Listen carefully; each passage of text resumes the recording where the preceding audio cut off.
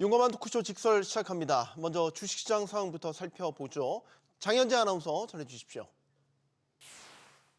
이 시각 시황입니다. 도널드 트럼프 미국 대통령의 공격적인 관세 정책에도 우리 시장이 견뎌냅니다. 관세 리스크에 내성이 생겼다는 평가가 나오고요. 또 트럼프 대통령이 관세를 협상용으로 활용할 것이란 전망에 무게가 실리고 있기 때문입니다. 오늘 양 지수 모두 올라갑니다. 코스피 0.9% 강세로 현재 2,543포인트 가리키고 있고요. 코스닥도 0.53% 강세 보여줍니다. 753선에서 움직임 보여주고 있습니다. 수급 상황 보겠습니다. 유가증권 시장 매매 동향입니다. 오늘 외국인은 현물 시장에서 팔고 있습니다. 251억 원의 매도 우위. 다만 선물 시장에서는 4천억 원 넘게 강하게 사들이는 모습이고요. 기관이 지금 오늘 사들이고 있습니다. 1,435억 원 순매수 기록 중이고 반면에 개인은 1,549억 원 매도 포지션 취하고 있습니다. 코스닥 매매 동향도 함께 살펴보시죠. 코스닥 시장에서도 외국인은 팝니다. 574억 원의 팔자 포지션 취하고 있고요. 기관은 금액 소폭이지만 순매수 기록 중이고 개인이 600억 원 가까운 사자 포지션 취하고 있습니다. 시가총액 상위 종목 거래가 보겠습니다. 오늘 유가증권 시장 1위부터 5위 전 종목 올라갑니다. 삼성전자가 0.54% 추가 상승하면서 현재 거래가 55,800원, SK하이닉스도 0.5% 강세로 199,9,100원에 거래되고 있습니다. 오늘 삼성 바이오로직스 흐름이 좋습니다. 3.98%, 4% 가까운 강세, 52주 신고가 경신했는데요. 현재 117만5천원에 거래되고 있고요. LG 에너지솔루션 시총 4위로 내려왔는데 0.58% 강세입니다. 거래가는 34만 8,500원. 현대차도 1% 가까이 올라갑니다. 현재 거래가 20만 1,000원으로 집계되고 있습니다. 6위부터 10위도 보시죠. 6위부터 10위 지금 기아를 제외하고 나머지 종목 일제히 강세 보여주고 있습니다. 셀트리온이 1% 넘게 올라갑니다. 거래가 18만 1,000원이고요. 기아가 보합, 삼성전자 우선주 0.5% 강세입니다. 이런 가운데 네이버 0.6% 오름세 보여주고 있습니다. 거래가 22만 9,000원이고요. KB금융도 0.24% 소폭 올라갑니다. 거래가는 8만 5,100원으로 집계되고 있습니다. 코스닥 시가총액 상위 종목입니다. 오늘 종목별 희비가 엇갈리는데요. 알테오젠이 0.13% 하락하는 가운데 오늘 에코프로 형제가 강한 모습입니다. 에코프로 BM 이제 실적이 나왔는데 지난해 영업 손실이 402억 원으로 적자 전환했습니다만 이제 악재는 끝났다는 평가가 나오면서 지금 1.7% 강한 모습입니다. 거래가 12만 2,800원이고요. HLB가 0.53% 내리는 가운데 에코프로도 1% 올라갑니다. 거래가 6만 600원. 에코프로 역시 영업 손실이 1,213억 원으로 적자 폭은 확대됐지만 지금 강세 보여주고 있습니다. 그리고 시총 5위 레인보우 로보틱스 어제 좀 8% 넘게 급락했었는데 오늘은 또 4% 넘게 올라갑니다. 현재 거래가 39만 4천원입니다. 6위부터 10위도 함께 보시죠. 오늘 리가켄바이오가 0.32% 소폭 반등하는 가운데 삼천당 제약은 추가적으로 하락합니다. 0.3% 약세로 거래가 18만 6,700원이고요. 리노공업이 0.4% 약세입니다. 22만 5,500원에 거래되고 있습니다. 클래시스도 1% 가까이 내려가면서 5만 1,400원. 이런 가운데 휴젤은 1.35% 추가적으로 상승합니다. 현재 거래가 26만 2천원으로 집계되고 있습니다. 시장 특징적인 부분도 체크하시죠. 최근에 유리기판 관련주 계속해서 좋은 흐름 보여주고 있습니다. 삼성전자의 반도체 유리기판 시장 진출 소식이 나온 뒤에 관련주 기대감이 높아진 영향인데요. 현재 PIE가 17.8% 급등합니다. 8,990원대에 거래되고 있고요. 한빛 레이저가 26% 가까운 시세 분출하고 있습니다. 거래가는 7,210원. 더불어서 필옵틱스도 5.23% 강세로 48,300원대에 거래되고 있습니다. 오늘은 방산주도 강한 모습입니다. 정부와 여당이 앞으로 3년간 주요 국방기술 연구개발 등에 3조 원 이상을 투자하며 K방산 수출을 적극 지원하기로 하자 관련주가 주목받고 있습니다. 기산텔레콤 상한가고요. 삼영 ENC가 11% 가까이 올라갑니다. 더불어서 하나에어로스페이스는 그룹 계열사가 보유한 하나오션 지분을 추가로 취득하면서 방산에서 조선으로 시너지를 확장한다는 소식에 강세 보여주고 있는데요.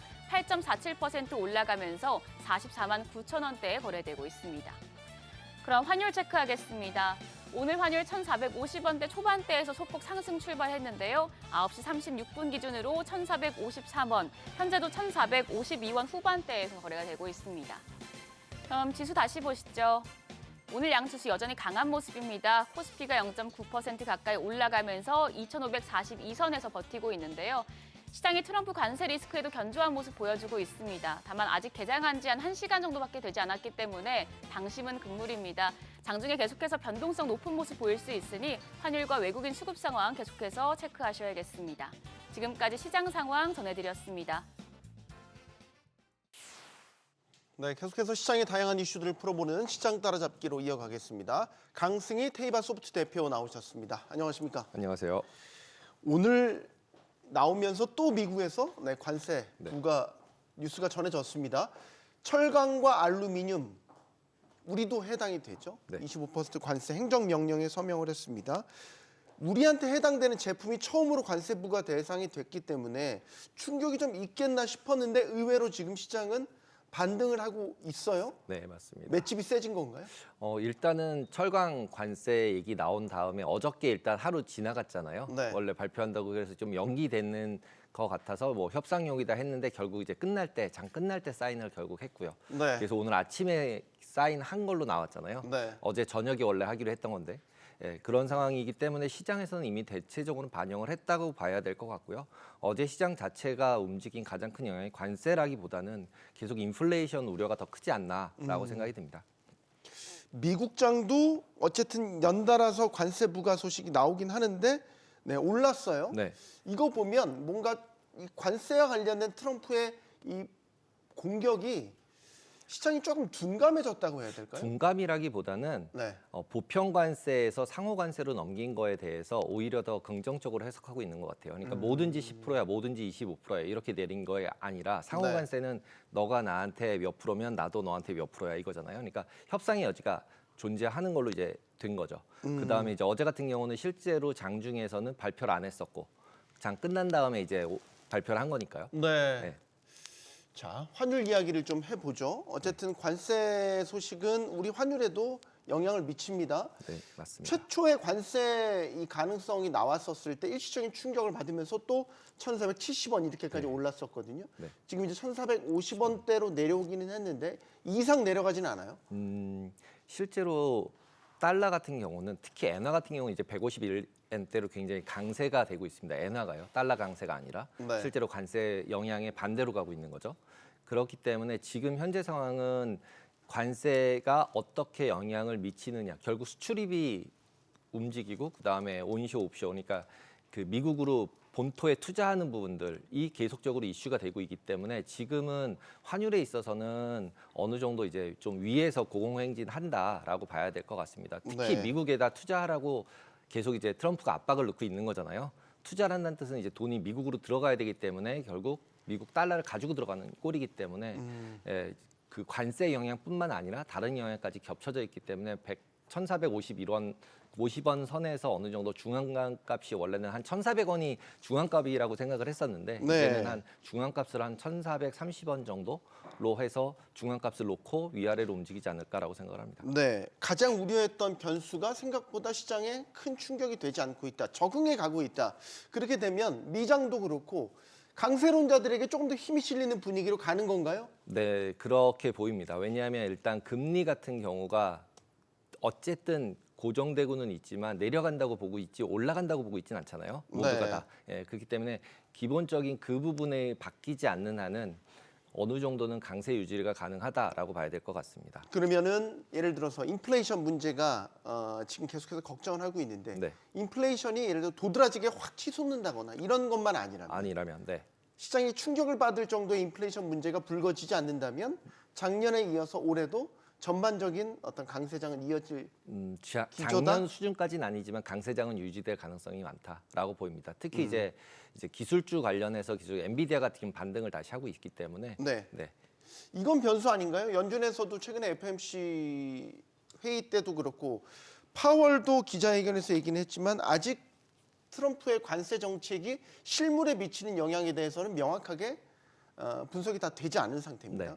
그래서 인플레이션에 분명히 영향을 줄 것이고 네. 인플레이션에 영향을 준다라는 거는 결국 연준의 금리 결정에도 순차적으로 다 연준을 금리 네. 인하가 지연될 거 아니에요. 네, 뭐 맞습니다. 좀 세게 보는 쪽은 아예 멈추고 멈출 수도 있죠. 멈출 수도 있다라고 보는 쪽도 있기 때문에 이거는 증시에 상당히 악재에 가깝죠. 악재죠. 네, 악재에 가깝고 그리고 기본적으로 파월도 계속 얘기할 때 현재 금리 수준이 제약적이라고 여러 번 얘기를 했었기 때문에 여기서 금리가 계속 유지가 될 경우에는 중소기업들이나 부채가 많은 기업들은 계속적으로 이제 수익이나 경쟁력이 떨어질 가능성이 굉장히 많죠. 그러면 당연히 그러다 보면 이제 침체 우려를 하고 하는 사태까지 벌어질 가능성도 굉장히 많이 있기 때문에 계속적으로 이제 그러니까 베어리시하게 하락적으로 많이 보시는 분들은 그런 부분들을 이제 막는 경향들이 되게 많이 있습니다. 이제 걱정인 건 그거예요. 미장에 우리 투자자들의 비중이 상당히 높아졌고 지난번에 작년 말부터 1월에 미장이 이제 좀 일시적으로 조정받고 특히 빅테크들 주가 빠졌을 때 그때 또 들어가신 분들도 많이 많죠. 있다는 네. 말이죠. 네. 그러니까 이거의 시나리오에 따라서 그때 그 선택을 하셨던 분들의 수익률이 좌우될 수 있잖아요. 그리고 네. 지금도 신규 진입을 만약 고민하고 있다면 뭐라고 조언하시겠어요?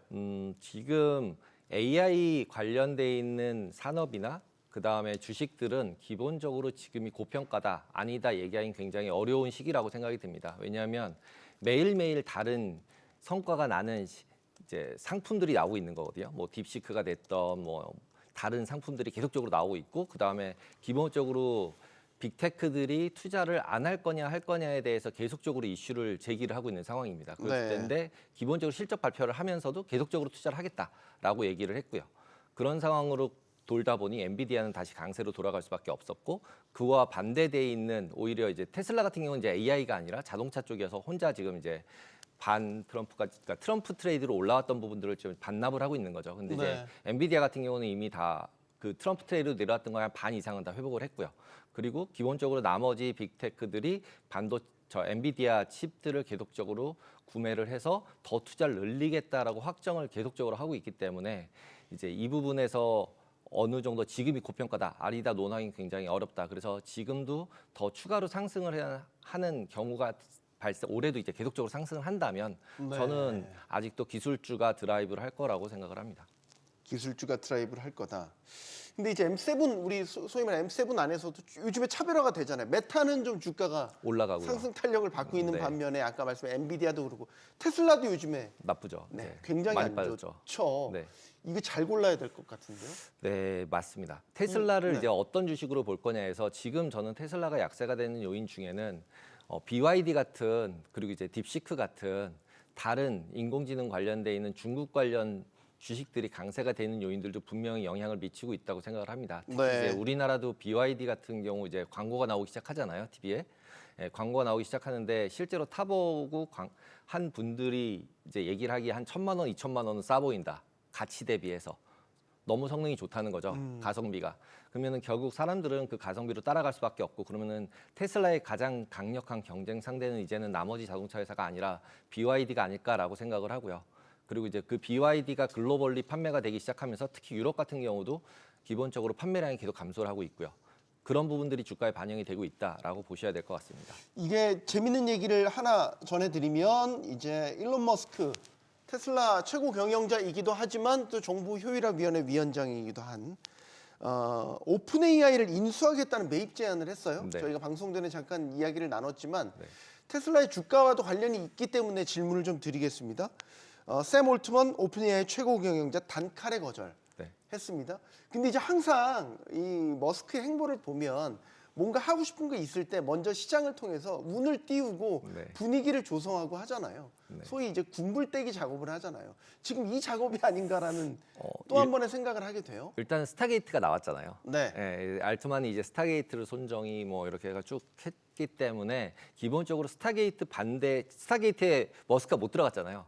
네, 못 들어갔죠. 네, 테슬라가 안 들어갔으니까 안 들어가 못 있습니다. 들어간 예, 거죠. 못 들어간 거죠 일단. 네. 못 들어갔기 때문에 테슬라 같은 경우는 근데 기본적으로 나머지 회사들과 다른 게 수직 계열화를 만들고 있어요. 자기가 다 가지고 있는 거예요. 인공지능 모델서부터 만드는 제품까지 다 가지고 있는 기업이기 때문에 테슬라가 뭐 비싸다 싸다 지금 빠진다 오른다를 나머지 AI 기업들과 비교하기는 상당히 어렵다라고 생각이 들고요. 그래서 이제 나머지 AI 기업들을 기준으로 해서 봤을 때는 지속적으로 투자가 되고 있고 AGI나 그 다음에 오픈 소스냐 아니냐 두 가지의 형태로서 기본적으로 산업군들이 굉장히 확산될 수 있고요. 그리고 지금의 이 AI의 가장 큰 이슈 중에 하나는 모든 산업에 영향을 미친다는 거예요. 그냥 AI만 돼서 뭐 이렇게 챗 GPT 쓰듯이 이 정도만 쓰는 게 끝이 아니라 예를 들면 제조업이 됐든 금융업이 됐든 모든 업종에 영향을 미칠 수 있는 이제 툴이 나오기 시작을 했고 거기에 이제 테슬라가 더 강화가 되거나 이제 그러려면 이제 휴머노이드를 진짜로 양산을 해야 되겠죠. 2만 불짜리 휴머노이드가 나오고 네. 자율주행이 나오고 이럴 때까지는 그러니까 어떻게 보면 약간은 테슬라는 이제 합산돼 있는 회사다라고 보시는 게 맞을 것 같아요.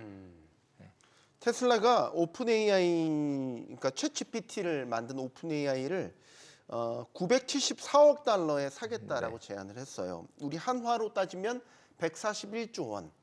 근데 이제 샘 올트먼 오픈 AI 최고 경영자는 우리가 974억 달러의 트위터를 그러면 사겠다. 네, 싸게. 네. 네. 이거는 뭐 한마디로 이제 더. 노땡큐 한 거죠. 네. 네. 앞으로 어떤 또 행보가 이어질지는 이제 오픈 AI와 이 일론 머스크와 관련돼서는 사실 인공지능 시장의 주도권을 두고 다툼이 일어나고 네, 있고 맞습니다. 이 오픈 AI를 또 이제 비영리 단체, 비영리 기관인데 이걸 영리 기관으로 전환하는 거에 대해서 또 머스크가 계속 반대를 했고 소송도 제기를 하고 있기 때문에 이 두 사람의 갈등은 좀 계속해서 지켜볼 필요가 있겠다. 그러니까 그 부분도 싶고. 머스크가 산다 그런 부분이 영리 부분을 산다 그런 게 아니라요. 자기는 비영리만 띄어서 사겠다 그런 거예요. 네. 지금 원래는 비영리만으로 하기로 자기랑 같이 만들었었잖아요. 네. 그랬는데 지금 영리를 하겠다고 나왔잖아요. 일부 영리로 전환할 수 있는 근거를 네, 만들었죠. 만들어서 영리를 하겠다고 하고 있는 거고 이미 그렇기 때문에 나머지 사람들이 투자를 할 수 있는 거고요. 그런 상황이기 때문에 지금 이제 머스크가 얘기한 게 던진 거는 영리는 그럼 넌 해. 나는 비영리만 띄어서 나한테 팔아. 뭐 이런 느낌으로 저는 받아들였었습니다. 누구보다 영리를 추구하는 머스크여서 네, 쉽사리 믿지는 못하겠지만 하나 더 여쭤보고 싶은 건 이제 엔비디아도 좀 봐야 되는 거는 일단 실적이 어떻게 나올지가 궁금해요. 네. 엔비디아의 그 정말 그 고마진 고성장이 계속해서 이어질까 자신감을 표출하고 있기는 한데 시장에서는 조금 의심도 하고 있는 것 같고 단기적으로는 쉽게 뒤집기는 어렵다라고 눈높이가 너무 높아진 거 아니에요 지금? 그러니까 포텐셜을 너무 높게 보고 있죠. 지금처럼 뭐 60%, 70% 마진율을 계속 가져갈 수 없다는 건 다 인정을 하고 있는 상태고요.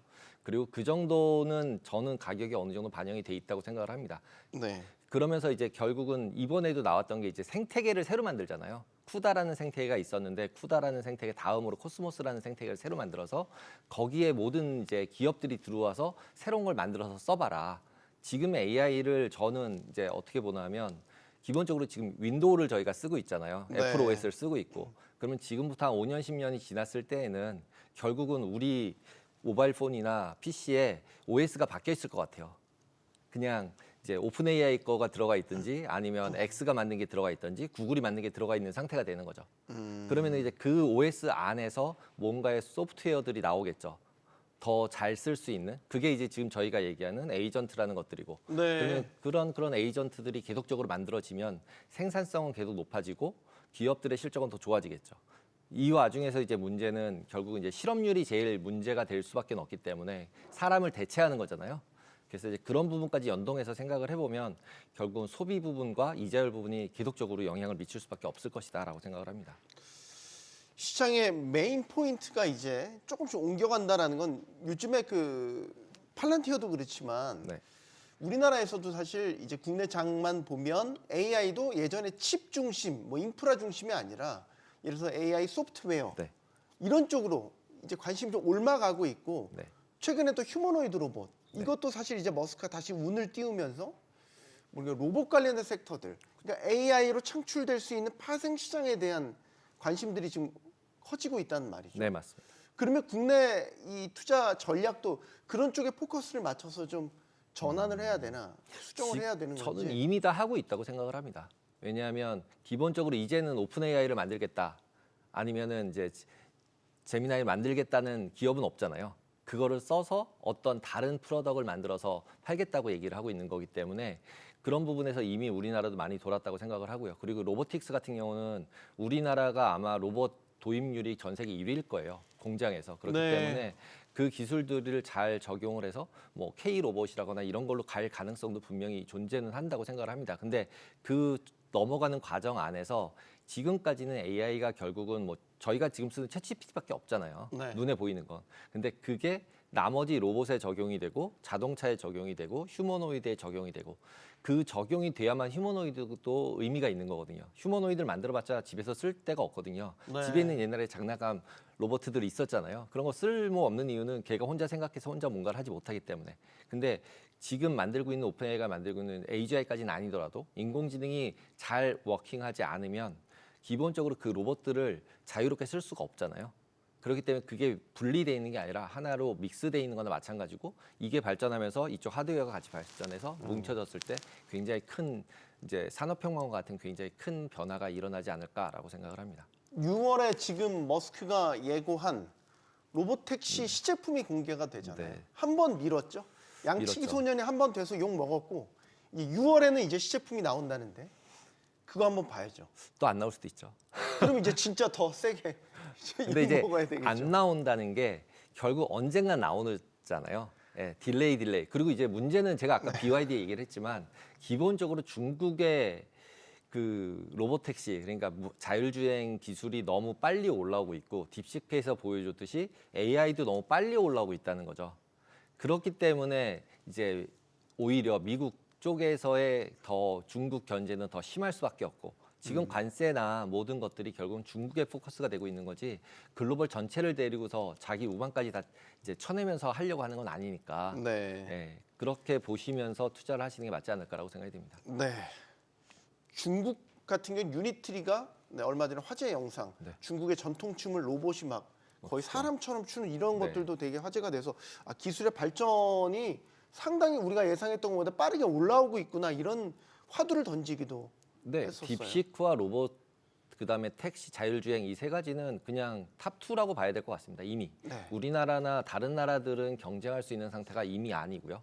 그냥 미국하고 중국하고 둘이 그냥 탑2로 가는 거고 그럼 탑2에서 나머지 나라들은 그 안에 있는 조그만 이제 뭐 부분에 네. 지금 저희가 이제 애플이 아무리 나와도 애플 안에 있는 앱을 만들어서 어떤 비즈니스들이 일어나고 있는 거잖아요.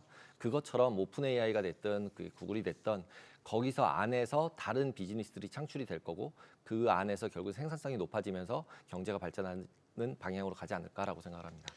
우리 한국도 로봇 기술하면 빠지지 않는 나라입니다. 꽤 많은 업체들이 좋은 기술을 갖고 지금도 세계 시장에 도전을 하고 있습니다. 시장 따라잡기 여기서 마무리하겠습니다. 테이바 소프트 강승희 대표와 함께했습니다. 고맙습니다. 감사합니다.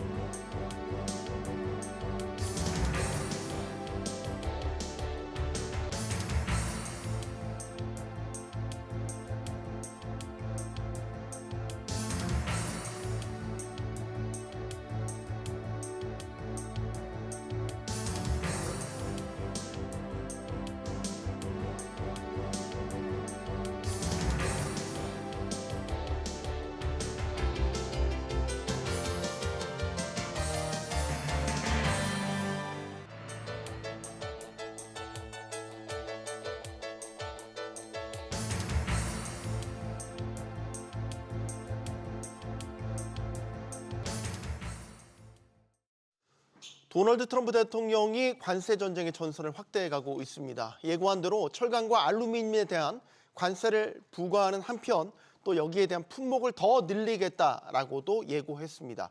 자, 여기에 보편 관세에 이어서 이번에는 상호 관세 카드까지 꺼내 들었죠. 트럼프 대통령은 이 같은 관세 조치를 통해서 무역 적자를 바로 잡겠다 이렇게 예고하고 있는데요. 당장 대미 무역 흑자국인 우리나라 발등에 불이 떨어졌습니다.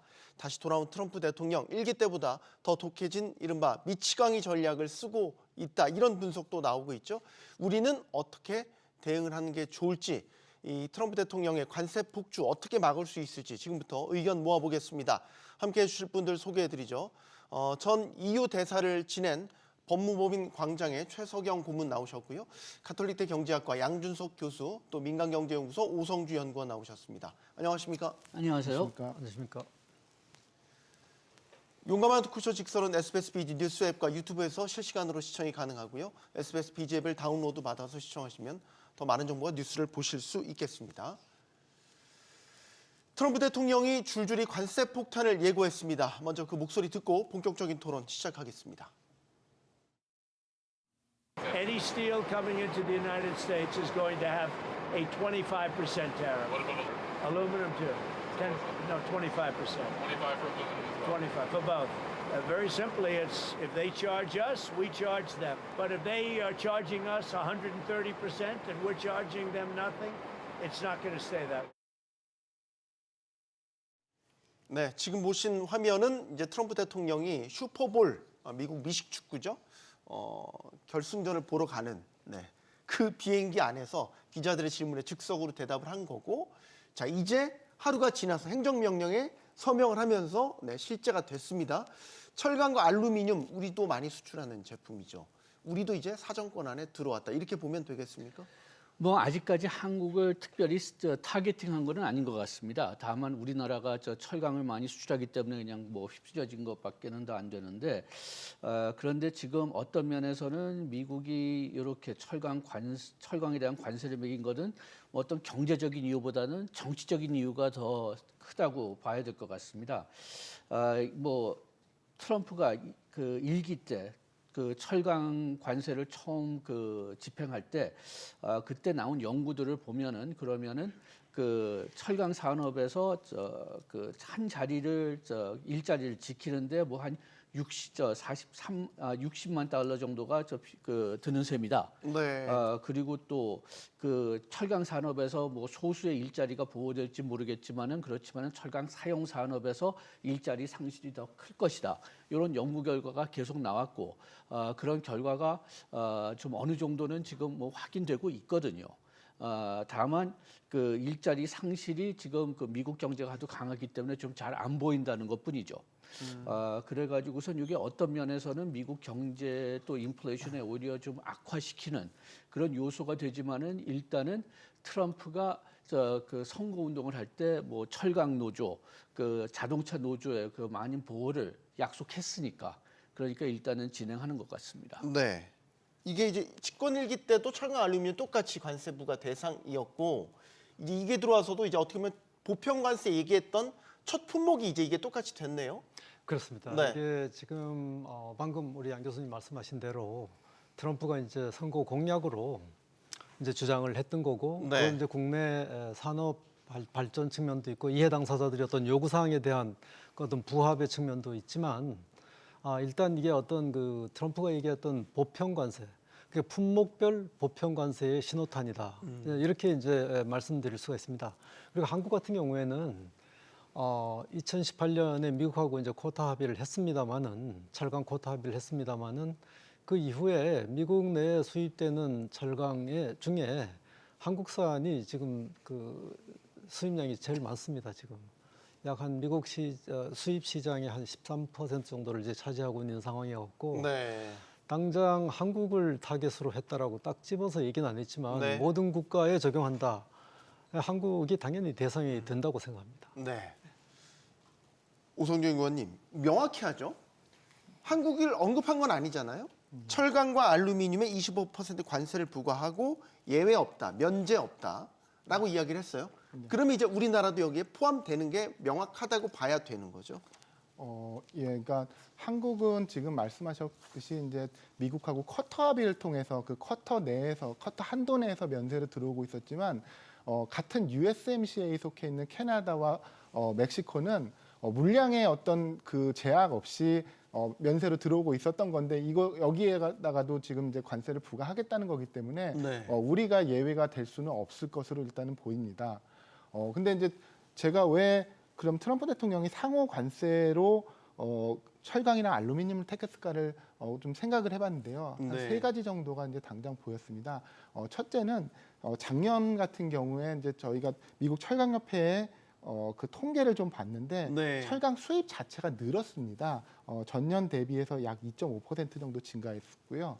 이게 이제 바이든 정부, 트럼프 정부 1기 때 트럼프 그 강한 관세 정책으로 줄여놨던 것이 다시 늘고 있어서 일단은 미국 내 생산 출하량을 다시 늘리기 위한 조치로도 보입니다. 그리고 두 번째는 아까 이제 다른 두 분께서 말씀하셨듯이 트럼프 대통령은 지난 대선 때 그 이른바 그 러스트벨트의 블루 워커라고 하는 많은 그 전통 제조업 근로자들의 지지를 받아서 당선이 됐습니다. 그리고 네.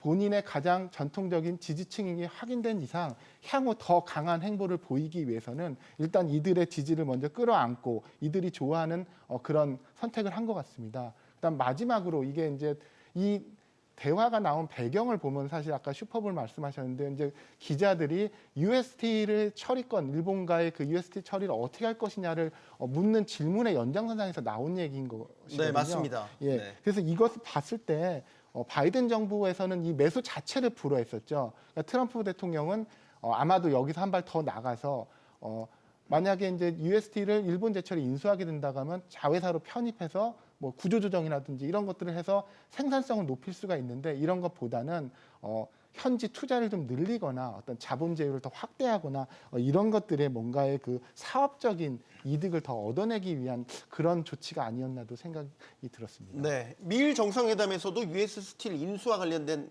뭐 이야기가 나왔었죠. 그래서 이시바 총리가 사는 게 아니라 지분 투자의 개념을 또 새롭게 제시를 하면서 또 다른 양상으로 또 지금 이야기가 전개가 되고 있는데 1기 때도 사실 똑같이 25% 관세 부과가 됐었고 당시에도 이제 우리나라뿐만 아니라 유럽연합도 그렇고 수출 쿼터를 제한하는 방식으로 일종의 면제 조항을 얻었단 말이죠.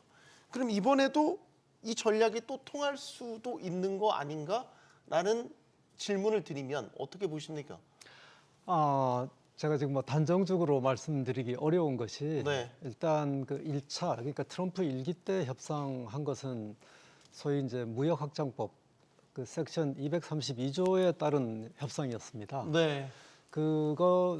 이제 그 법에 따른 관세 부과 같은 경우에는 사전에 상당한 조사를 합니다. 이게 수입량이 얼만큼 되고 어떤 품목이 수입되고 하는 조사를 하고 나서 이제 관세 부과를 하게 되는데 이번에 이제 트럼프가 발표한 25% 예외 없는 관세 네. 부과는 이 법적 근거가 지금 아직 정확하게 어떤 근거인지 확인되지는 않았습니다만은 국제 비상경제 수권법에 따른 관세 부과라고 생각이 그것도 들고요. 대통령 직권이죠. 대통령 직권이고 이거 사전 조사가 필요 없습니다. 이게 네. 즉각 부여가 될 수 있는 관세 부과가 될 수 있는 이런 상황이어 갖고 굉장히 전격적으로 이제 이루어진다고 볼 수가 있고요.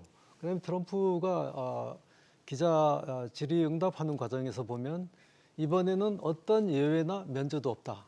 이제 이렇게 얘기했는데 네. 그것은 트럼프 일기 때 합의한 철강 합의하고 내용하고 이제 상당히 다릅니다. 그때는 예외도 인정해주고 면제도 인정해주는 그런 상황이었거든요. 근데 그럼에도 불구하고 미국이 꼭 필요로 하는 품목 같은 경우에는 미국이 수입을 해야 되거든요. 근데 그럴 경우에 미국이 어떻게 대응할 것인지는 좀 더 두고 봐야 되지 않겠나.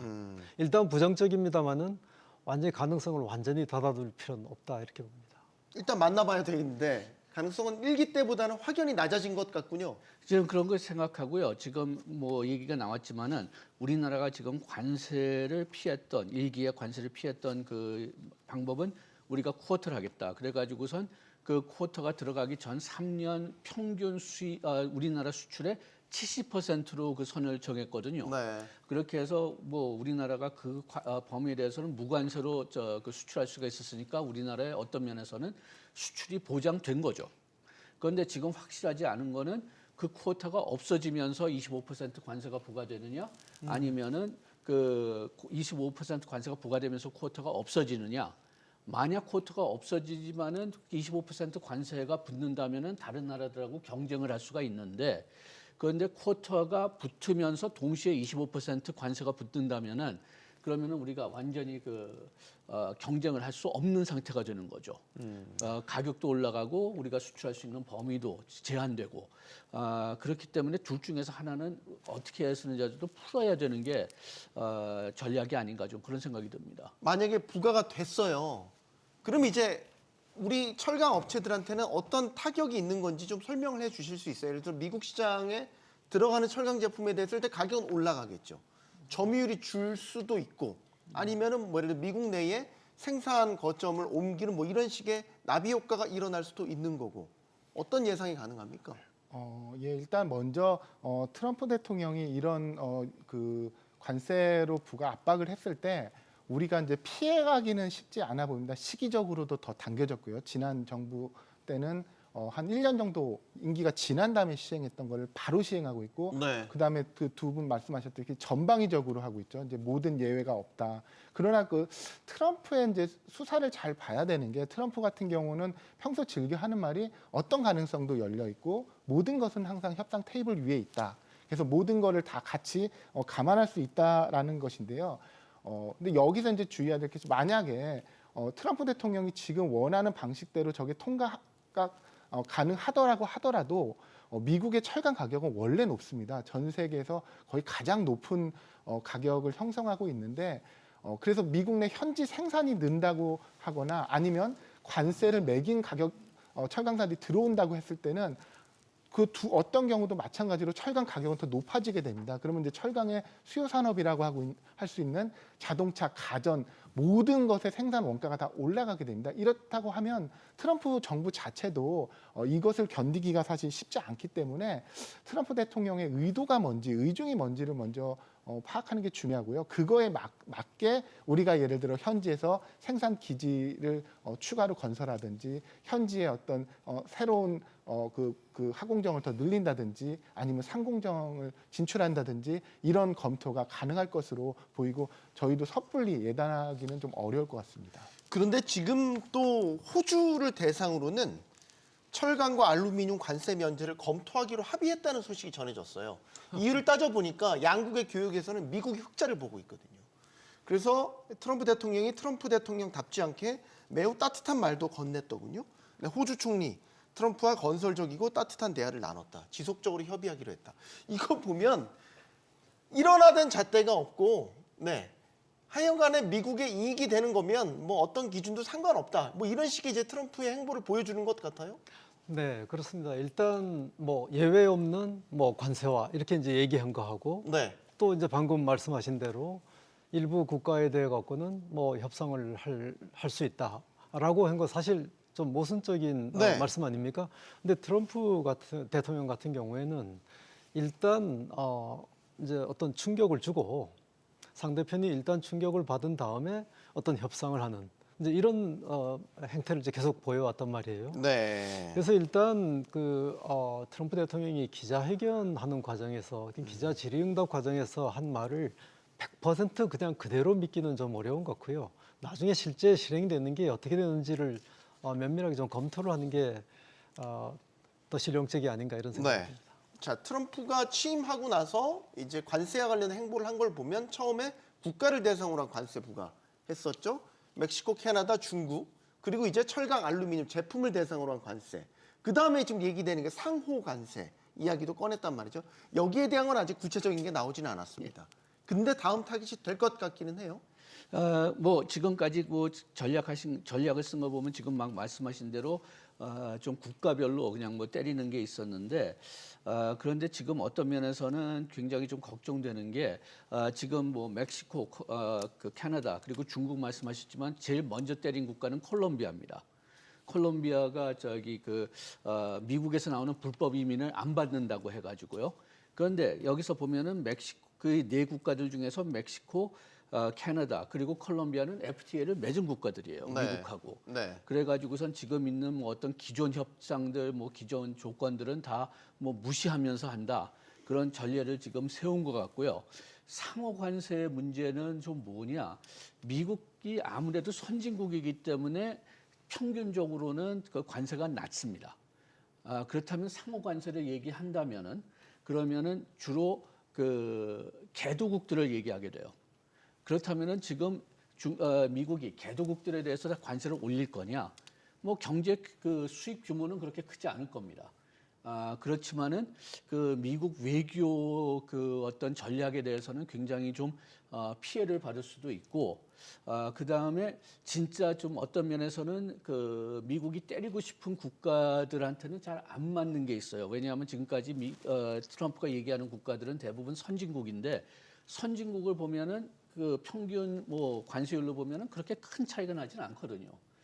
그래가지고선 상호 그 관세를 얘기하고 있지만은 그 다음에는 또 다른 걸로 갈 겁니다. 네. 지금 뭐 상품면으로 간다든지 뭐 아니면은 또 국가별로 뭐 불만이 있으면은 뭐 꼭 무역 적자가 제 생각으로는 궁극적인 목표인 것 같지만은 무역 적자를 가지고 비상 그 경제법을 적용할 수 없으니까 뭐 다른 이유를 찾든지 그래가지고선 계속 돌아가면서 때릴 것 같습니다. 네.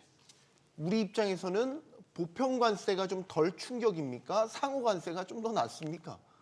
저는 이번에 이제 트럼프 대통령이 상호 관세라는 개념을 언급했지만 보편 관세 자체도 포기했다고는 볼 수가 없습니다. 네. 일단 무역의 역사를 놓고 보면 제일 처음에는 이제 보호 무역이 기본이었죠. 각국 간의 교류가 없었던 상황에서 그 다음에 등장했던 것이 이 상호주의, 호혜주의 무역입니다. 그러니까 양국이 평등하게 절대 기준의 평등으로 이제 관세를 부과하다가 이러다 보니까 교육을 확대하기 위해서는 좀 더 균형 있게 해야 된다. 그러다 보니까 우리가 이제 알고 있는 최애국대 무역이라든지 그 다음에 이제 특혜 무역, 그러니까 무관세 특혜 무역이라든지 이런 단계로 발전해 왔는데 트럼프 대통령은 이 순서 역사의 발전 순서를 거꾸로 가고 있는 것 같습니다. 어느 순간 미국이 일방적으로 손해를 보고 있다. 그게 어디인지 모르겠지만 네. 다시 거꾸로 가다 보면 미국의 그 불공정 이런 무역이나 이런 이슈들을 해결할 수 있을 것이라고 본다고 하면 일단은 트럼프 대통령의 관세를 부과하는 방식을 보면 선택적으로 갔고요. 지금과 같은 경우는 이제 단계적으로 가고 있는 거죠. 전 부분에 대해서 그 다음에는 보편 관세로 갈 것인데 보편 관세로 가기까지는 많은 이 전제 조건들이 필요합니다. 글로벌 경기도 나쁘지 않아야 되고요. 미국의 인플레이션도 있지 않아야 되고 또한 법제화도 필요합니다. 그래서 이게 진행되기까지는 시간이 많이 걸리니 일단 상호 관세라는 개념을 먼저 꺼내 들고 지금 전 세계를 상대로 지금 이런 압박을 하고 있는 것이 아닌가 좀 우려스럽게 보입니다. 제가 네. 두 가지 얘기만 좀 추가하고 싶은데요.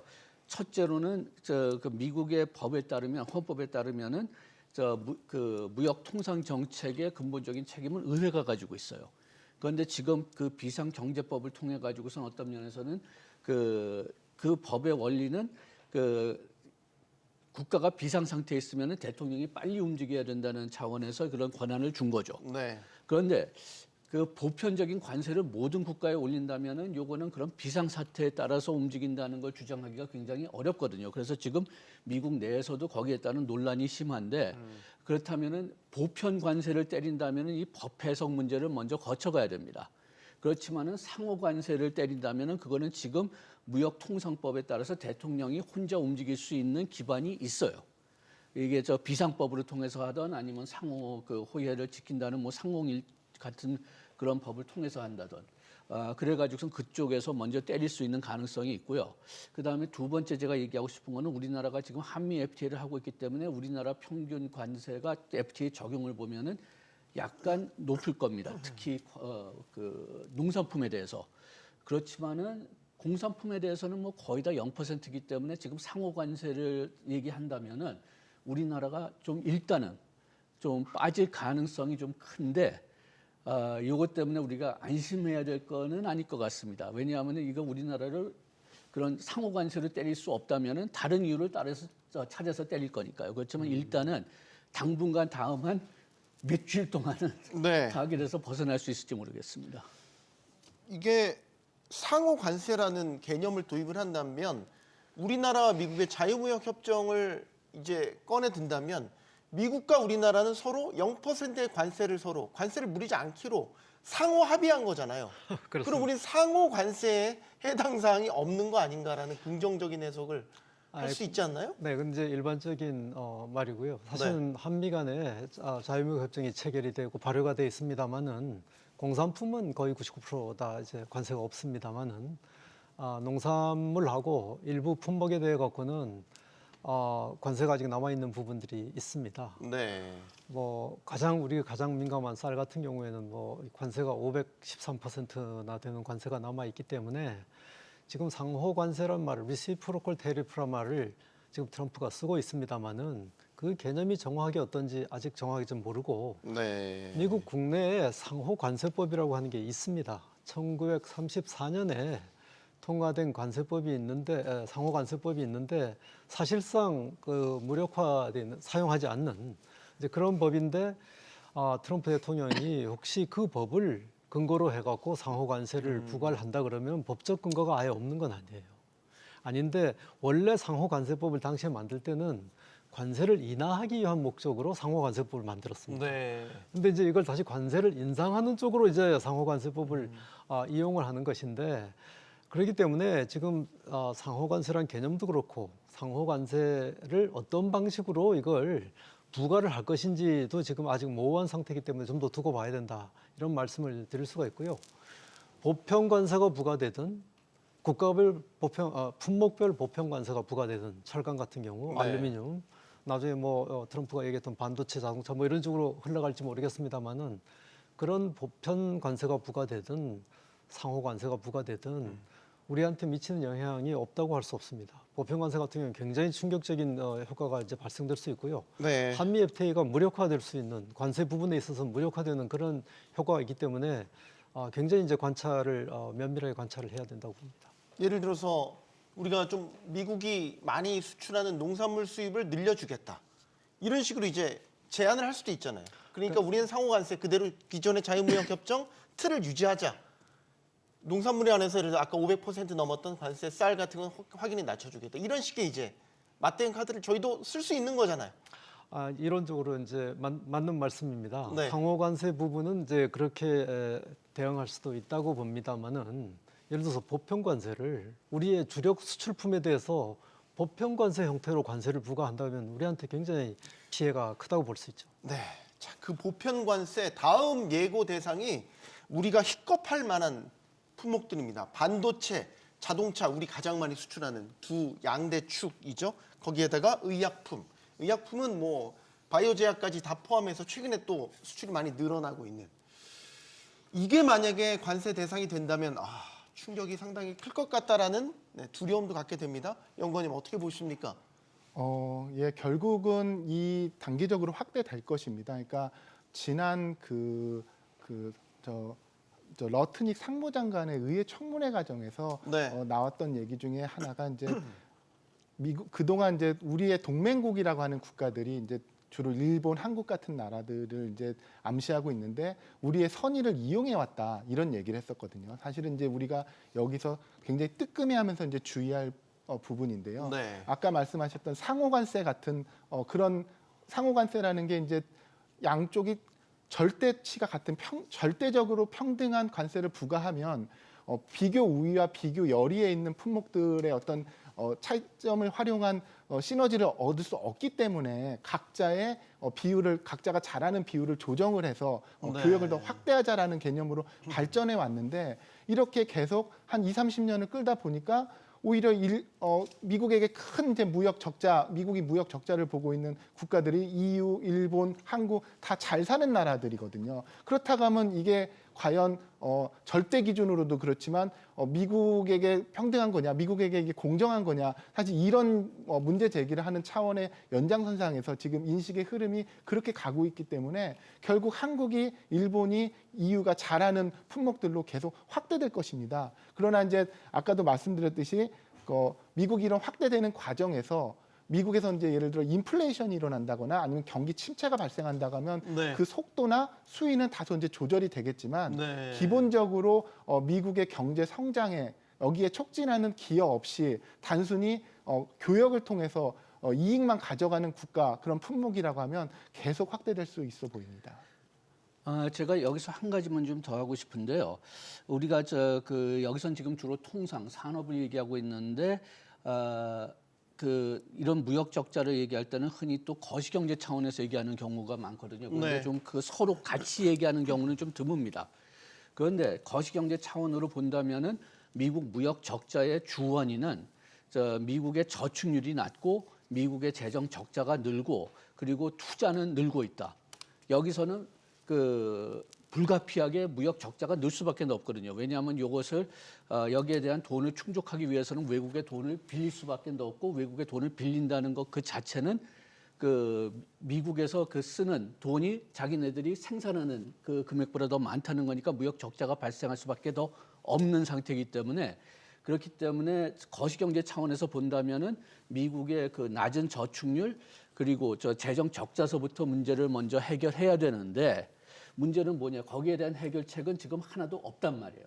트럼프가 거기에 대해서는 오히려 재정 적자를 늘린다고 하지 줄인다는 생각을 안 하고 있기 때문에 궁극적으로는 무역 적자 문제는 해소할 수 없지만은 아직까지 트럼프하고 미국 의회의 접근 방법은 무역 적자를 통해서 무역 적자를 줄이겠다. 그런데 지금 거시경제 상황을 본다면은 아까 얘기했던 재정 적자나 저축 문제가 해결되지 않으면은 무역 적자 문제 자체는 해결할 수가 없는 거고 다만 어느 국가에서 무역 적자를 내느냐 그거는 좀 바뀔 수가 있죠. 걱정은 이제 계속 말씀드리지만 반도체, 자동차, 의약품 다 우리 주력 산업, 주력 수출 품목들 인 건데 이게 직접적인 관세 타격 대상이 된다면 우리가 이걸 어떻게 감내해야 될까? 특히 반도체 같은 경우는 국내 시가총액 비중도 상당히 크고 관련된 산업들도 1, 2차, 3차 협력 산업들까지 다 감안한다면 파장이 클 것 같은데요. 예, 그렇습니다. 지금 반도체하고 반도체 같은 경우에 관세를 부과한다라고 하는 건 사실 그동안에 별로 없었던 얘기들인데 네. 그럼에도 불구하고 대선 때 여러 번 이제 얘기를 했던 상황이고 근데 거기에 지금 트럼프가 이제 취임하고 한 이후에 발언한 내용을 보면 의약품, 자동차, 반도체 그다음에 이제 석유 이런 부분에 대해서 추가 관세 부과를 검토하고 있다. 이런 얘기를 했는데 네. 그거와 별개로 취임 당일날 서명한 미국 우선주의 통상 정책이라고 하는 행정명령을 보면 여기 지금 미국의 무역 수지 문제, 그다음에 FTA 체결 국가의 이행 문제, 환율 문제, 중국과 교역 문제, 수출 통제 문제 이런 전반적인 검토를 4월 1일까지 한 다음에 대통령이 취할 액션을 보고하라고 이제 명령을 내렸습니다. 네. 그렇기 때문에 앞으로 지금 우리가 방금 얘기했던 어떤 자동차라든가 반도체 이런 품목에 국한되질 않고 전방위적인 미국의 통상 압박이 예고가 돼 있다. 그렇기 때문에 지금 반도체 문제라든가 자동차 문제 어떻게 될 것이냐 저는 부과를 할 거라고 봅니다. 네. 어떤 식으로든지. 그런데 반도체 자동차는 미국에 그래도 생산 여력이 있으니까 네. 우리나라의 피해가 예상될 수가 있는데 그것도 캐나다하고 멕시코의 관세를 매기면은 미국의 자동차 서플라이 체인이 다 캐나다 멕시코하고 다 통합돼 있기 때문에 네. 상당히 좀 어려워질 수는 있거든요. 그렇지만은 제가 얘기하고 싶은 것은 반도체 산업을 얘기하고 싶은데 우리나라 산업 바이든 행정부에서는 반도체 산업 생산 여력을 키우기 위해서 우리나라한테 보조금을 준다고 했잖아요. 그게 근본적으로 미국의 지금 반도체 생산 여력이 없기 때문이죠. 그런데 트럼프가 얘기로는 반도체 보조금을 관세로 대체하겠다. 그런데 바이든 행정부에서도 얘기가 나왔고 다른 투자은행들에서도 계산하니까 미국에서 반도체를 만든다면은 그러면은 가격이 대만이나 한국산보다 한 20 내지 40%가 더 높아질 거라고 합니다.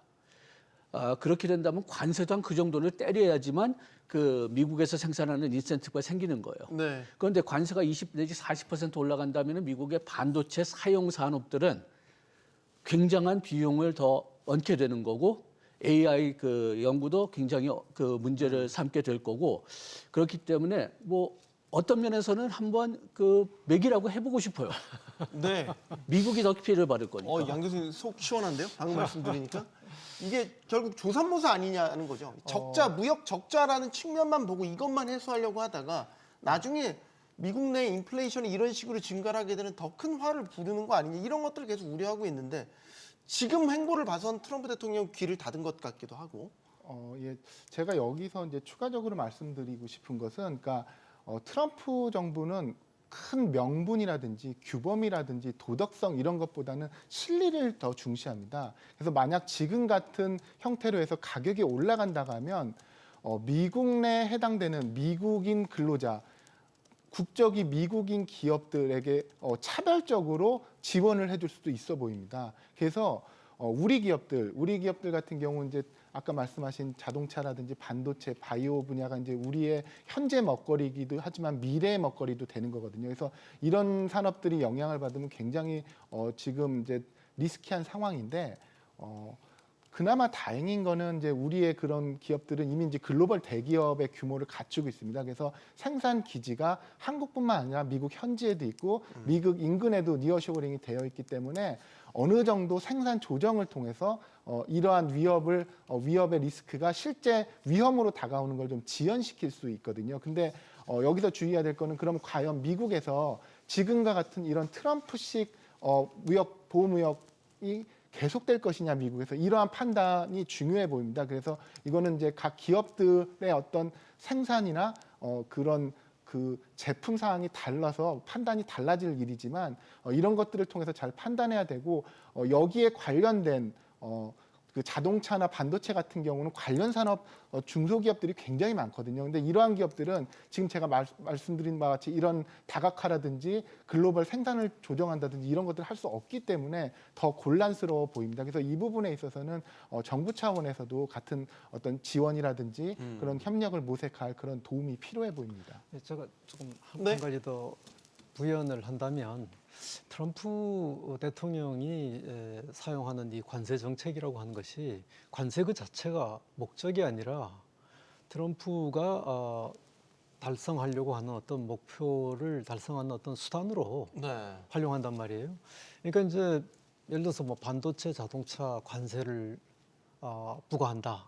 그럼 뭔가 하면 미국으로 와서 공장 설립하고 미국에 생산하라는 얘기거든요. 이제 그러면서 트럼프 대통령이 한 얘기가 있습니다. 현대 자동차 얘기를 들어서 현대 자동차 잘하고 있다. 미국에 생산을 하고 있거든요. 그러니까 이제 반도체 같은 경우에도 관세 부과가 돼갖고 여러 가지 이제 부작용이 생기고 뭐 가격이 올라가고 이렇게 되면 현지 생산하는 쪽에 그 유인이 더 많이 생긴다고 봐야 되거든요. 네. 그것이 트럼프 대통령이 목표하는 바라고 할 수도 있습니다. 네. 네. 그러니까 공급망 자체 모든 제조업의 공급망을 이제 미국 안으로 들여와서 그렇습니다. 중심으로 만들겠다라는 게 그렇습니다. 최종 목표에 네, 있는 네. 거고 이렇게 되면 지금 우리 뭐 중국이 이번에 미국의 관세 이 공격에 대항해서 WTO 세계 무역기구에 제소하겠다 이렇게 얘기를 했는데 의미가 없죠. 무슨 없다고 의미가 봐야 될 있겠습니까? 겁니다. 무력화됐는데 이미. 지금 그 상소 기관이 완전히 무력화됐죠. 왜냐하면은 뭐 실질적으로는 판사는 아니지만 공무원이지만은 그렇지만은 거기 이런 판사를 임명하는데 미국이 계속 반대해 왔기 때문에 지금 분쟁 해결 기관은 완전히 뭐 마비됐으니까요. 그리고 또 뭐 지금 여기에 있는 지금 그 조치들이 WTO 협정에 합치되지 않는 거는 거의 뻔하니까. 네. 그러니까 WTO는 뭐 별로 그렇게 우리한테 도움되지 않는다고 볼 수가 있겠지만 그래도 형식은 채워놔야 되겠죠. 그래야지 나중에 트럼프가 간 다음에 우리가 다시 WTO 그 체제를 좀 키우고 싶다면은 그래도 형식은 갖춰야죠. 파리 기후변화 협약 탈퇴한 것처럼 이러다가 미국도 WTO 그냥 탈퇴 선언해버리는 거 아닙니까? 뭐 가능한 얘기인 것 같습니다. 트럼프 대통령은 사실 WTO가 이미 오바마 정부 시절부터 망가지기 시작했다. 그리고 이제 바이든 정부 때는 완전히 망가져 버렸다. 이런 그 인식을 갖고 있고요. 네. 그거는 이미 바이든 정부 때 그 국가안보보좌관을 역임했던 제이크 설리번조차도 WTO가 지금 제 기능을 못 하고 있어서 네. 미국이 불가피하게 마치 과거 세계 경찰처럼 이런 지금 민주주의 같은 동맹 국가 간의 협력을 통해서 이걸 지금 바로잡고 있다 이런 식으로 얘기를 할 정도였으니까요. WTO를 만약에 중국이 이용해서 네. 미국을 제소한다거나 한다고 하면 탈퇴 가능성도 어느 정도 충분히 가능합니다. 그런데 제가 네. 좀 한마디만 한다면은 미국이 탈퇴를 오히려 하면은 좋을지 몰라요. 그 이유가 뭐냐면 미국이 세계에서 가장 큰 시장을 가지고 있지만은 WTO 제도가 근본적으로 만장일치거든요. 다수결이 아니라 만장일치이기 때문에 아까 얘기했지만은 그 판사를 임명한다. 그걸 미국이 한 국가가 막을 수가 있었어요. 네. 그렇지만 만약 WTO를 미국이 탈퇴한다면은 더 이상 회원이 아니니까 다른 국가들이 다 원한다면은 분쟁 해결 기구든 다른 것들을 다 다시 정상화시킬 수가 있는데 미국이 그걸 원할 거냐? 자, 그렇지 않으면 지금 계속 회원으로 발을 들여가지고선 네. 마비시키는 것이 더 유리하다고 판단할 거냐? 아마 트럼프 차원에서 마비시키는 게 더 낫다고 생각할 겁니다. 미국과 중국이 관세 폭탄을 결국 주고받았습니다. 중국 정부는 사태의 책임을 미국에 돌렸는데 자, 관련 발언 듣고 계속해서 토론 이어가겠습니다. 我们敦促美方纠正错误做法，停止将经贸问题政治化、工具化。现在需要的不是单方面加征关税，而是进行平等和相互尊重的对话与协商。 자, 미국도 중국을 향해서 중국도 미국을 향해서 상호 어떻게 보면 미중 간 관세 전쟁 2라운드가 이제 시작된 겁니다. 얼마만큼 아픈 데를 찔러서 지금 공격을 하고 있냐 여기에 대한 질문을 먼저 드릴게요. 미국을 중국을 향해서도 중국도 미국을 향해서도 그렇고 이게 치명타가 될 만한 뭐가 있습니까, 연구원님? 아직까지는 그런 것은 보이지가 않습니다. 물론 이제 미국이 먼저 포격을 시작했기 때문에 이제 여기에 이제 중국이 반박하는 형태인 건데요. 그리고 중국도 이제 초기 단계에선 수위를 이제 낮게 조절하고 있습니다.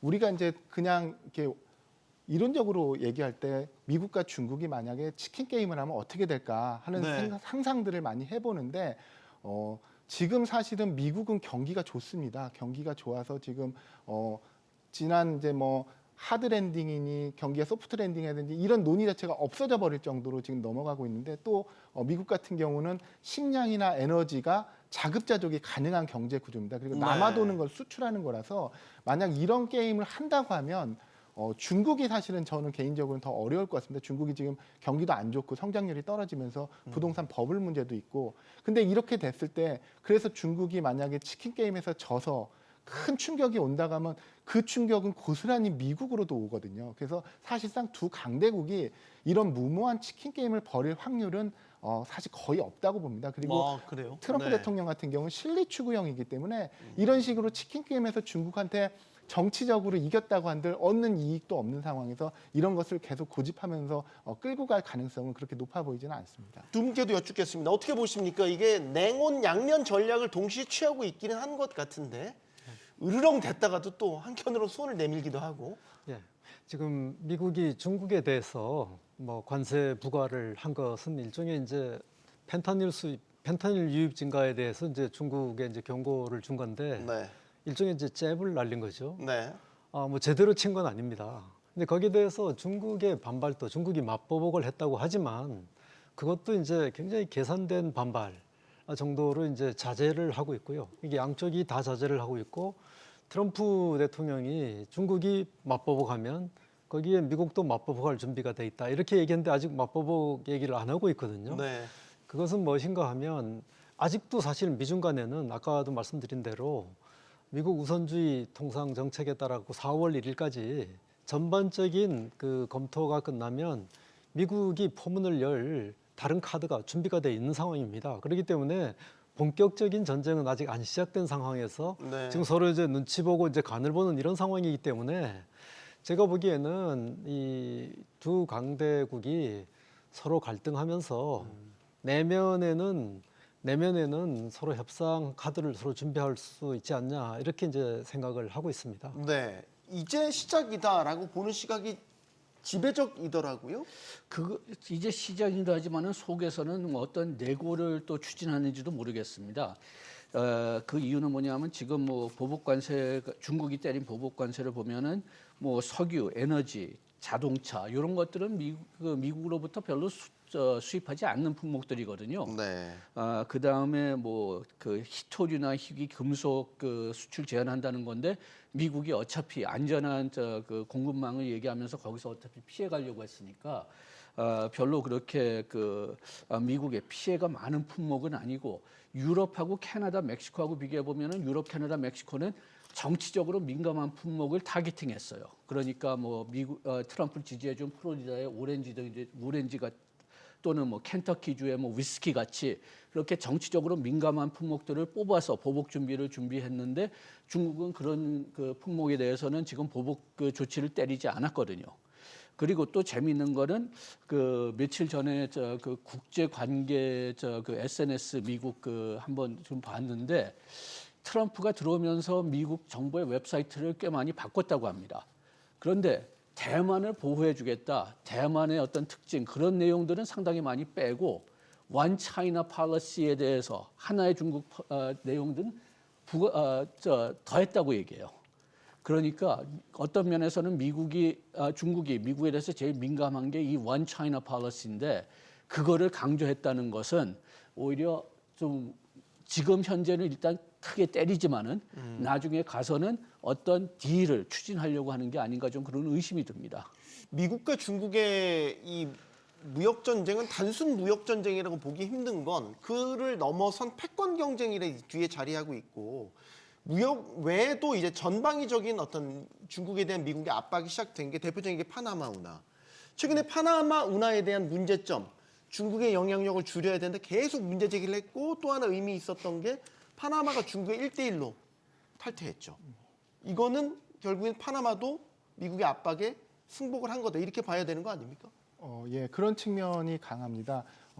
파나마 운하 같은 경우는 사실은 미국의 물류나 안보에 있어서는 아킬레스건과 같은 것이거든요. 그것을 과거 중국이 지금 말씀하신 1대1로의 사업을 중남미까지 확장하면서 중남미의 여러 국가들을 계속해서 이제 노크를 하면서 일명 그 수표장 외교라고 하죠. 계속 현지의 지원을 통해서 협력을 이끌어내는 이런 방식으로 이제 어떻게 보면 야금야금 들어갔는데 미국의 신기를 불편하게 했을 것입니다. 네. 그리고 결정적으로는 트럼프 대통령 1기 임기 중인 2017년에 파나마와 타이완과 단교를 하면서 이제 중국과 수교를 했던 게 크게 불편했을 거고요. 그러다 보니까 미국의 입장에서는 여기 특히나 이제 중국계 그 허치슨 홀딩스라고 하는 그 회사가 그 양쪽 파나마 운하 양쪽에 있는 항구들을 사실상 운영하고 있다 보니까 이것만은 강하게 이제 미국이 통제를 해야겠다 하는 그런 시도가 있는데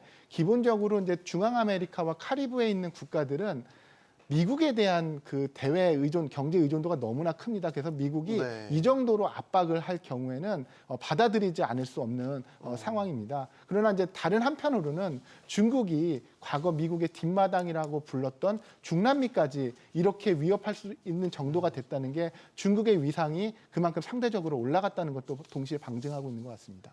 저 파나마 운하는 사실 고모님 안보적인 측면에서도 미국에 되게 불편해할 자리인 거잖아요. 그렇습니다. 지금 트럼프 대통령이 한 얘기 중에 이제 파나마 운하, 뭐 그린란드 뭐 이런 얘기를 쭉 하고 있지 않습니까? 네. 이런 것들이 보면 이제 중국과의 어떤 전략적 경쟁, 그다음에 어떤 글로벌 전략의 한 일환으로 미국이 핵심적인 어떤 급소라든가 이런 부분에 대한 통제력을 가져야 되겠다 하는 이런 이제 확고한 의지가 있어서 이제 나온 조치이기 때문에 네. 제가 볼 때는 궁극적으로 파나마가 저기 저항을 하기 좀 어려울 것 같고요. 굴복하지 않겠나 이런 생각이 듭니다. 네. 중국이 미국을 향해서 혹은 양국이 무역 전쟁을 벌일 때 진짜 민감해야 할 그런 진짜 핵심 카드가 뭐냐? 많은 분들이 희토류 얘기를 하더라고요. 희토류, 산업의 쌀. 예, 희토류를 만약에 카드 꺼낸다면 이건 또 양상이 달라지는 거 아니에요? 달라질 수가 있습니다. 특히 단기, 중기적으로는요. 여기서 중기적 얘기하는 건 한 다음 한 5년을 얘기하는 건데 지금 어떤 면에서는 지금 그 안전한 공급망에서 얘기가 나온 게 그 코로나 때문에 이제 반도체 수입이 막힌 거하고 그다음에 희토류를 얘기를 하는데 미국이나 호주도 히토류가 굉장히 많습니다. 아까 우리가 저기 그 호주를 얘기했는데 호주가 가진 하나의 큰 그 레버리지가 바로 이 히토류예요. 그런데 문제가 뭐냐? 선진국에선 히토류 개발이 어렵습니다. 왜? 환경 피해가 굉장히 크고 네. 그리고 또 자본도 굉장히 많이 들거든요. 그래가지고선 지금 히토류가 이제 미국이나 저 호주에 많아도 그걸 처리할 수 있는 시설이 거의 안 돼 있습니다. 실제 공급은 그래도 중국이 전 세계 공급의 그렇죠. 70% 정도. 왜냐하면은 그 중국은 담당하죠. 히토류도 있고 요거를 또 처리할 수 있는 그 공업 시설을 가지고 있으니까요. 만약 미국이나 호주가 요걸 대체하려면 거기다가 이제 그 시설도 이제 건설을 해야 되는데 네. 그렇다면은 그 지역에 사는 사람들의 그 반대가 굉장히 심할 겁니다. 환경 피해가 크기 예. 때문에. 그래가지고선 당분간은 요게 교통 정리될 때까지는 중국에 의존할 수밖에 없어요. 그래가지고선 아까 얘기했지만 단기, 중기적으로는 굉장히 효과적인 무기가 될 수가 있습니다. 예, 그러기 때문에 네. 그러기 때문에 양쪽이 이제 서로 공격할 수 있는 카드, 방어해야 되는 카드 같은 것들을 이제 이렇게 서로 이제 마련이 되면 네. 결국은 협상 테이블에 앉을 수 있는 그런 조건이 충족이 되지 않겠나 이런 생각이 듭니다. 그 중국이 미국 진출에 대한 여러 이제 규제 이런 것들이 걸리니까 미국 외 다른 나라들로 이제 진출을 하려는 노력들을 하는데 그래서 요즘 우리나라에도 중국 기업들이 상당히 활발하게 진출을 합니다. 이게 나중에 혹시 요즘에는 그 원산지 규정 같은 것도 되게 따지잖아요. 나중에 이게 혹시 우리한테 괜히 불똥이 튀는 거 아닌가? 걱정도 돼요. 예, 그 미국이 중국의 이제 여러 우회 수출에 대해서는 이미 몇 년 전부터 계속 모니터링을 해오고 있습니다. 네. 예를 들어 그 철강 같은 경우는 우리가 그 어떤 물성의 특징 때문에 이게 원산지가 어딘지 명확히 확인할 수 없는 경우도 있지만 네. 결국 그 나라에 생산되는 거, 수입되는 거, 그다음 다시 이제 외부로 수출되는 것들을 계산을 해보면 아 이게 어디서 왔구나 정도를 유추할 수 있는데요. 이러면 과거에 이제 중국이 베트남을 통해서 미국으로 보낸다든지 멕시코를 통해서 미국으로 보낸다든지 하던 것들을 똑같이 이제 한국을 통해서 할 수 있는데 기본적으로 이제 미국과 중국이 지금 이 전략 경쟁을 하고 있는 분야들은 최첨단 분야들, 그다음에 이제 안보 분야들 이런 것들 위주로 진행을 하고 있어서 네. 한국이 그런 미국의 어떤 이런 전략 경쟁에 피해를 줄 수 있는 그런 분야가 아니라고 하면 이제 한국이라든지 일본이라든지 이제 아시아에 있는 주요 국가들 같은 경우를 어떻게 컨트롤할 수 있겠습니까? 이제 불만 정도는 표출할 수 있어도 네. 컨트롤하기는 쉽지 않아 보입니다. 이는 뭐 중남미라든지 동유럽이라든지 이런 데서도 다 마찬가지로 보이고요. 이제 다만 우리도 그런 것들을 잘 이렇게 만약에 협력을 할 때 미국이 불편하는 것들이 있으면 우리의 어떤 지리 경제학적 위치라든지 아까 말씀드린 경제 규모라든지 이걸 고려해서 우리의 입장을 중국과 협력을 아예 안 할 수는 없는 이런 것들을 잘 설명해 가면 이거는 충분히 타개가 가능할 것으로 네. 예상이 됩니다. 자, 마지막 질문 한 분만 말씀 주셔야 돼요. 시간이 많이 없어서 죄송합니다. 지금 이제 우리도 협상 테이블에 이제 언젠간 앉게 될 거 아니에요. 미일 정상회담 지난주에 있었죠. 어떻게 준비를 해야 될까? 지금 예상하기 힘든 트럼프의 최근 행보이기 때문에 어떻게 준비를 하는 게 맞을까? 고문님 마지막. 네.